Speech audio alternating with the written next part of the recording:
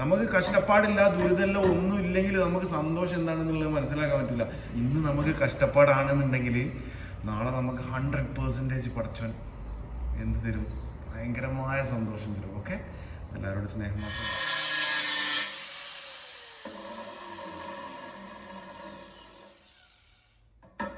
Ladies and gentleman, എന്തൊക്കെയുണ്ട് വിശേഷം? എല്ലാവർക്കും സുഖല്ലേ? പടച്ചോൻ ചില സമയത്തുണ്ടല്ലോ ഭയങ്കരമായ ബുദ്ധിമുട്ടുകളും ഭയങ്കരമായ ടെൻഷനുകളും ഭയങ്കരമായ കഷ്ടപ്പാടുകളും തരും. അപ്പം നമ്മൾ എന്ത് ചെയ്യണം എന്നറിയോ? നമ്മൾ പിടിച്ചു നിൽക്കണം. പിടിച്ചു നിൽക്കുക എന്ന് പറഞ്ഞിട്ടുണ്ടെങ്കിൽ നമുക്ക് അത്രയ്ക്കും ശക്തി, ഇതൊക്കെ ഈ കഷ്ടപ്പാടും ദുരിതവും പ്രശ്നങ്ങളൊക്കെ ഉൾക്കൊള്ളാനുള്ള ഒരു കഴിവ് നമുക്കുള്ളത് കൊണ്ടാണ് പടച്ചോൻ നമുക്കത് തരുന്നത്. പക്ഷേങ്കിൽ ഇപ്പം നമ്മളാ കഷ്ടപ്പാടും ദുരിതവും പ്രശ്നങ്ങളും നമ്മൾ തരണം ചെയ്ത് കഴിഞ്ഞിട്ടുണ്ടെങ്കിൽ നാളെ നമുക്കൊരു സന്തോഷം വരാനുണ്ട്. മനസ്സിലായില്ലേ? നാളെ നമുക്കൊരു സന്തോഷം എന്ന് പറയുന്നൊരു സാധനം വരാനുണ്ട്.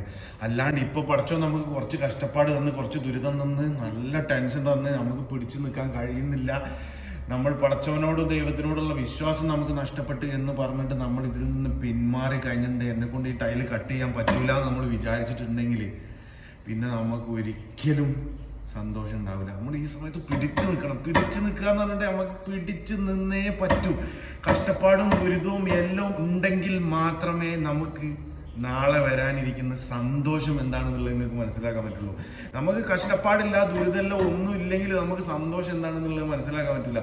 നമുക്ക് ഒരിക്കൽ സന്തോഷം കിട്ടിയെങ്കിൽ മാത്രമേ എന്താണ് കഷ്ടപ്പാട് എന്നുള്ളത് നമുക്ക് മനസ്സിലാക്കാൻ പറ്റുള്ളൂ. അപ്പോൾ ഓക്കെ, നമ്മൾ കാത്തിരുന്നിട്ടുണ്ടെങ്കിൽ നമ്മളിപ്പം നമുക്ക് നല്ല പവർ ഉള്ളത് കൊണ്ടാണ് പടച്ചോനും ദൈവവും നമുക്ക് എന്ത് തരുന്നത്?